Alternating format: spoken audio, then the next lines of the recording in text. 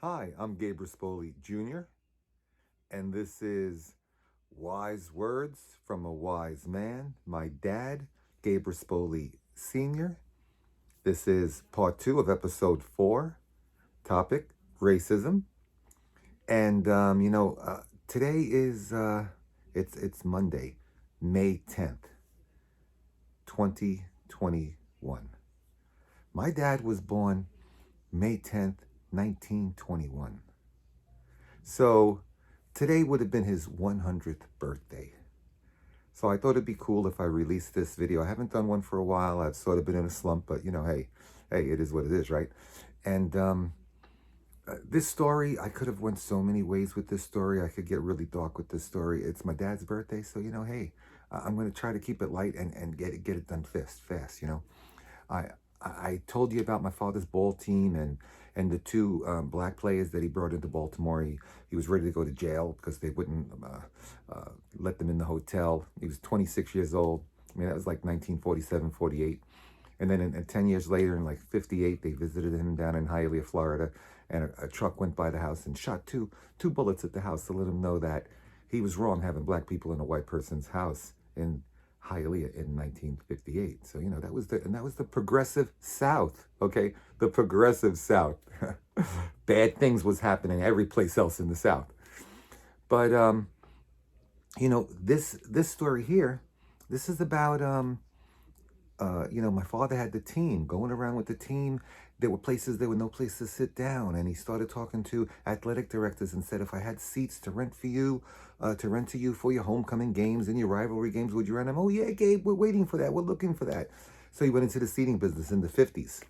So he built that seating business in the 50s and the 60s and the 70s, where when we were going into the 80s, he had the largest portable grandstand business on the East Coast, and we did the whole East Coast. Okay, so my father also, like in Staten Island, New York, I lived like a block and a half from the West Brighton projects. Wise Glass Speedway, his stadium was downtown in Port Richmond. This whole area was it's a pretty wild area, and all the kids in the neighborhood that couldn't work no place else, that couldn't get a job no place else, not because they couldn't work, but because they had issues, or they didn't make it on time, or they couldn't follow a steady schedule. And since my father's job was seasonal and day to day, you came to work and you gave him a good day's work. He paid you at the end of the day. He was happy. And if you didn't show up for a week and you came back and he needed work, he needed you to work that day, hey, he'd hire you. He wouldn't hold it against you. So everybody that couldn't get a job anyplace else in the neighborhood worked for my dad at one point or another. So hey, in the 60s, my father grew up, uh, I guess, in the roaring 20s as a baby. And then in the Great Depression, he wasn't, alcohol was the thing he was very tuned into, as far as the perils of alcohol, somebody coming to work, having drinking, and noticeably send him home, come back tomorrow, you're not in good shape to work. But the drug culture of the 60s was very different. And it stayed very different to him through the 70s and the 80s and the 90s. But to me and my cousin Ed, we were on the inside of it and seen it in a different light. Um, so in the 60s, the reason why my father scouted for the Yankees, and for, I guess, the Yankee guy went to Cleveland. He scouted for Cleveland. They'd call him up and say, "Hey, Gabe, go give us a scouting report on this kid. He's here, there, that time." And my father would do a scouting report because my father had an amazing ability to judge someone's potential, their abilities. He had a good eye, man. He had a good eye. And his work that he raved about in the 60s, I didn't really work with him in the 60s because I was a kid, right? I worked in the summers once I was like 12 years old at the end of the 60s, uh, when I was on summer break. But this individual, my father raved as being one of his best workers of all time. And this guy had a sidekick. Now, this individual was a black dude that really didn't like white people too much. He loved my dad, but he didn't see color with my dad. A lot of guys that were like that didn't see color with my dad. There was a lot of hostilities back in the 60s. And so this guy and his sidekick, They were the best team. This guy was the best worker. And, you know, he was a heroin addict. They were both heroin addicts. There's a real big misconception about heroin, and you see the comedians on TV do the skit about the heroin guy. It's like he's ready to fall over and he's gonna fall over, but he doesn't fall because he just like settles into a fall that doesn't go all the way. I've seen people on Barker Street like that. I grew up with watching people on the sidewalk looking like they were gonna fall and never fall. I seen it firsthand, right? But some of my father's best workers were heroin addicts. Okay, this is hardcore construction, scaffolding, high wire work, dangerous shit. And some of the best guys my father had were heroin addicts. I grew up with guys that carried their works in their pocket. And I don't know if you know what that means, but you get a hard shell sunglass or eyeglass case that's big enough to hold a syringe, a spoon, a cigarette lighter, some cotton, a piece of uh, rubber to tie around your arm, and that's your works. Whatever you need to make it work, that's your works. Especially when you do drugs using needles. And now, you know, this individual was totally out of control when he was working with my dad. I mean, one of the guys that he drove to a job with one day, he shot heroin on the way to the job and offered the driver of the truck if he wanted some. Okay, now half of the guys on the crew were walking around with bottles of cough medicine in their back pocket because the pharmacy up the street in the 60s sold everybody that came in that asked for cough medicine with codeine that you can't buy today. And they all sipped on codeine all day, right? So that was the climate. The psychedelics and the stuff of the 60s, yeah, it was happening, but it wasn't happening on the job. That wasn't really the job drug of choice. So this individual, my father even caught him once with his buddy in the bathroom shooting up heroin, and sent them home for the day and told them they better not catch him doing that on the job anymore. And they came back the next day and they went to work. So my father never held any of your problems against you. If you were a good worker and you gave him a good day, like I said, man, he was happy, you were happy, he paid you daily. But when he wasn't working and you didn't have another job to fall back on and you needed cash and you're a heroin addict, hey man, you need to do something. So since this individual knew my father's situation so well, he robbed my dad multiple times. But one time he robbed all my mother's jewelry. He robbed like 10, 12, 15 baseballs that my father's best friend Larry Knapp, the American League umpire, brought back that was signed by all the classic Yankee ball players. And but all my mother's jewelry, her wedding jewelry, everything, he stole it all. He robbed my father's best friend, Staten Island Hardware. He robbed my grandmother's house up the street. He robbed my aunt up the street. My father in the 60s must have got him out of jail like a half a dozen times.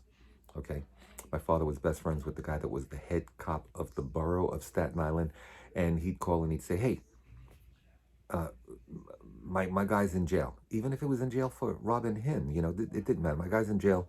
Give him another chance. Give him another chance."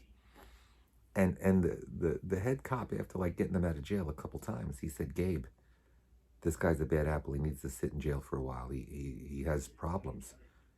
Joe, give him another chance. Give him another chance." Everybody thought my father was out of his mind with this individual. But my father, to him, he's seen a guy that was one of the best workers he's ever seen, that had a drive to be the best, and that if he could get past his problems, he'd be a success in life. That's what my father seen. Nobody else seen this. Nobody could have seen it because this was an out of control situation. But hey man, the guy eventually got in trouble. Went to Attica State Prison. He was in Attica in September